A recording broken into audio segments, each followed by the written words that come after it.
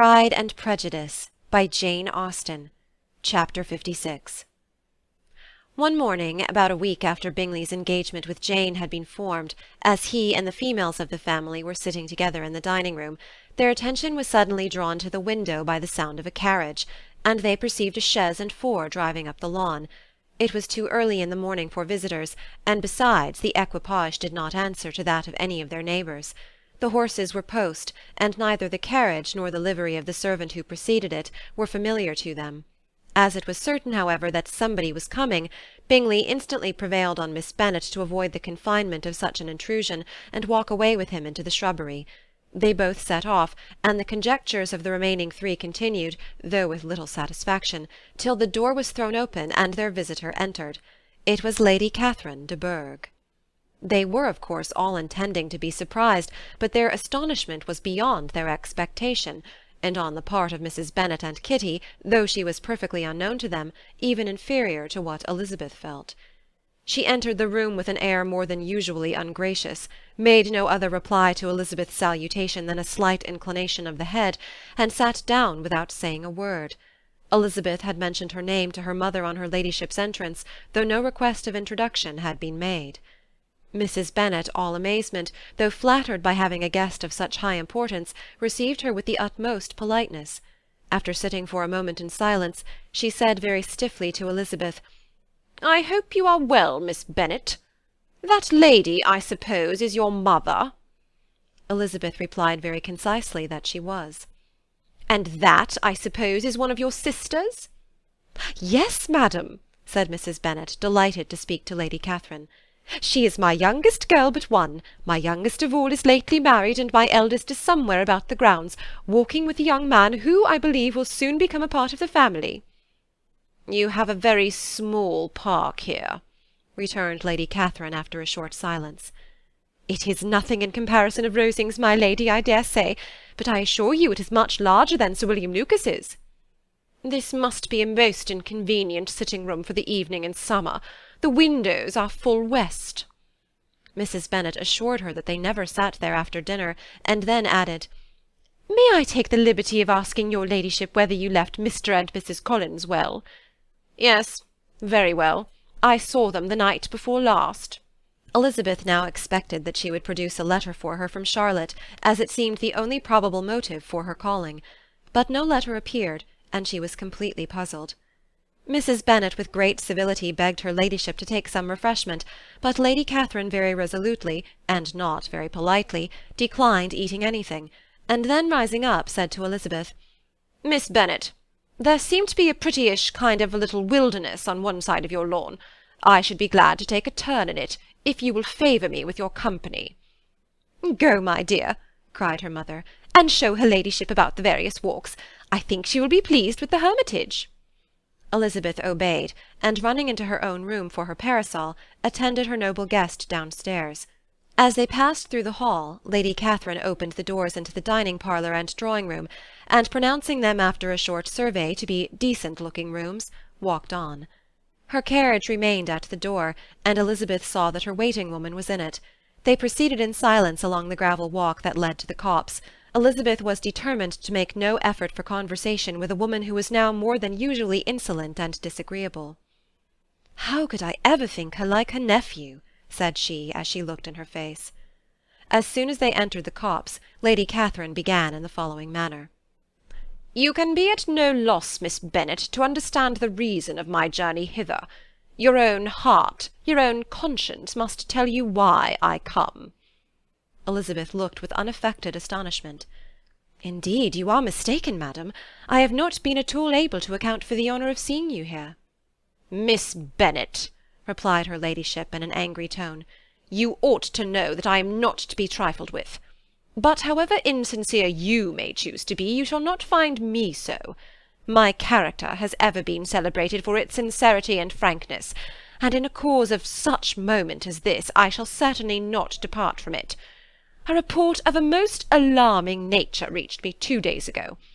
I was told that not only was your sister on the point of being most advantageously married, but that you, that Miss Elizabeth Bennet, would in all likelihood be soon afterwards united to my nephew, My own nephew, Mr. Darcy. Though I know it must be a scandalous falsehood, though I would not injure him so much as to suppose the truth of it possible, I instantly resolved on setting off for this place, that I might make my sentiments known to you. If you believed it impossible to be true, said Elizabeth, colouring with astonishment and disdain, I wonder you took the trouble of coming so far. What could your ladyship propose by it? At once to insist upon having such a report universally contradicted. Your coming to Longbourn to see me and my family, said Elizabeth coolly, will be rather a confirmation of it, if indeed such a report is in existence. If! Do you then pretend to be ignorant of it? Has it not been industriously circulated by yourselves? Do you not know that such a report is spread about? I never heard that it was. And can you likewise declare that there is no foundation for it? I do not pretend to possess equal frankness with your ladyship. You may ask questions which I shall not choose to answer. This is not to be borne. Miss Bennet, I insist on being satisfied. Has my nephew made you an offer of marriage? Your ladyship has declared it to be impossible. It ought to be so. It must be so while he retains the use of his reason. But your arts and allurements may, in a moment of infatuation, have made him forget what he owes to himself and to all his family. You may have drawn him in. If I have, I shall be the last person to confess it. Miss Bennet, do you know who I am? I have not been accustomed to language such as this. I am almost the nearest relation he has in the world, and am entitled to know all his dearest concerns. But you are not entitled to know mine, nor will such behaviour as this ever induce me to be explicit. Let me be rightly understood. This match to which you have the presumption to aspire can never take place. No, never. Mr. Darcy is engaged to my daughter. Now what have you to say? Only this, that if he is so, you can have no reason to suppose he'll make an offer to me. Lady Catherine hesitated for a moment, and then replied, The engagement between them is of a peculiar kind. From their infancy they have been intended for each other. It was the favourite wish of his mother as well as of hers. While in their cradles we planned the union.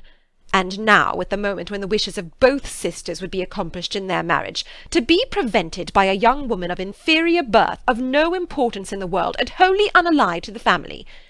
Do you pay no regard to the wishes of his friends? To his tacit engagement with Mr. Berg? Are you lost to every feeling of propriety and delicacy?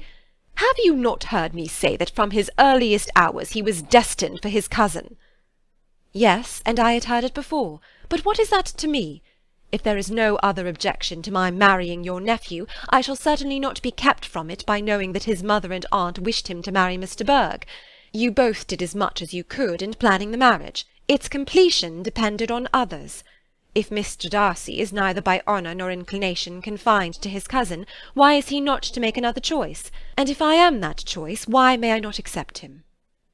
Because honour, decorum, prudence, nay, interest forbid it. Yes, Miss Bennet, interest. For do not expect to be noticed by his family or friends if you wilfully act against the inclinations of all. You will be censured, slighted, and despised by every one connected with him. Your alliance will be a disgrace. Your name will never even be mentioned by any of us. These are heavy misfortunes, replied Elizabeth. But the wife of Mr. Darcy must have such extraordinary sources of happiness necessarily attached to her situation, that she could, upon the whole, have no cause to repine. Obstinate, headstrong girl! I am ashamed of you. Is this your gratitude for my attentions to you last spring? Is nothing due to me on that score? Let us sit down. You are to understand, Miss Bennet, that I came here with the determined resolution of carrying my purpose, nor will I be dissuaded from it. I have not been used to submit to any person's whims. I have not been in the habit of brooking disappointment. That will make your ladyship's situation at present more pitiable, but it will have no effect on me. I will not be interrupted. Hear me in silence. My daughter and my nephew are formed for each other. They are descended on the maternal side from the same noble line, and on the father's from respectable, honourable, and ancient, though untitled, families. Their fortune on both sides is splendid. They are destined for each other by the voice of every member of their respective houses. And what is to divide them? The upstart pretensions of a young woman without family connections or fortune. Is this to be endured? But it must not, shall not be. If you were sensible of your own good, you would not wish to quit the sphere in which you have been brought up. In marrying your nephew, I should not consider myself as quitting that sphere. He is a gentleman, I am a gentleman's daughter. So far we are equal. True, you are a gentleman's daughter. But who was your mother? Who are your uncles and aunts? Do not imagine me ignorant of their condition. Whatever my connections may be, said Elizabeth, if your nephew does not object to them, they can be nothing to you. Tell me once and for all, are you engaged to him? Though Elizabeth would not, for the mere purpose of obliging Lady Catherine, have answered this question, she could not but say, after a moment's deliberation, I am not. Lady Catherine seemed pleased. And will you promise me never to enter into such an engagement? I will make no promise of the kind. Miss Bennet, I am shocked and astonished. I expected to find a more reasonable young woman. But do not deceive yourself into a belief that I will ever recede. I shall not go away till you have given me the assurance I require. And I certainly never shall give it. I am not to be intimidated into anything so wholly unreasonable. Your ladyship wants Mr. Darcy to marry your daughter, but would my giving you the wished-for promise make their marriage at all more probable? Supposing him to be attached to me, would my refusing to accept his hand make him wish to bestow it on his cousin? Allow me to say, Lady Catherine, that the arguments with which you have supported this extraordinary application have been as frivolous as the application was ill-judged. You have widely mistaken my character, if you think I can be worked on by such persuasions as these. How far your nephew might approve of your interference in his affairs, I cannot tell, but you have certainly no right to concern yourself in mine. I must beg, therefore, to be importuned no farther on the subject. Not so hasty, if you please. I have by no means done. To all the objections I have already urged, I have still another to add. I am no stranger to the particulars of your youngest sister's infamous elopement. I know it all. That the young man's marrying her was a patched-up business, at the expense of your father and uncles. And is such a girl to be my nephew's sister? Is her husband, is the son of his late father's steward, to be his brother? Heaven and earth! Of what are you thinking? Are the shades of Pemberley to be thus polluted? You can now have nothing further to say, she resentfully answered. You have insulted me in every possible method. I must beg to return to the house. And she rose as she spoke. Lady Catherine rose also, and they turned back. Her ladyship was highly incensed. You have no regard, then, for the honour and credit of my nephew. Unfeeling, selfish girl! Do you not consider that a connection with you must disgrace him in the eyes of everybody? Lady Catherine, I have nothing further to say. You know my sentiments. You are then resolved to have him? I have said no such thing. I am only resolved to act in that manner which will, in my own opinion, constitute my happiness, without reference to you, or to any person so wholly unconnected with me. It is well. You refuse, then, to oblige me. You refuse to obey the claims of duty, honour, and gratitude. You are determined to ruin him in the opinion of all his friends, and make him the contempt of the world. Neither duty, nor honour, nor gratitude, replied Elizabeth, have any possible claim on me in the present instance. No principle of either would be violated by my marriage with Mr. Darcy, and with regard to the resentment of his family, or the indignation of the world, if the former were excited by his marrying me, it would not give me one moment's concern, and the world in general would have too much sense to join in the scorn. And this is your real opinion? This is your final resolve? Very well. I shall now know how to act. Do not imagine, Miss Bennet, that your ambition will ever be gratified. I came to try you. I hoped to find you reasonable, but depend upon it, I will carry my point. In this manner Lady Catherine talked on till they were at the door of the carriage, when, turning hastily round, she added, I take no leave of you, Miss Bennet. I send no compliments to your mother. You deserve no such attention. I am most seriously displeased. Elizabeth made no answer, and without attempting to persuade her ladyship to return into the house, walked quietly into it herself. She heard the carriage drive away as she proceeded upstairs.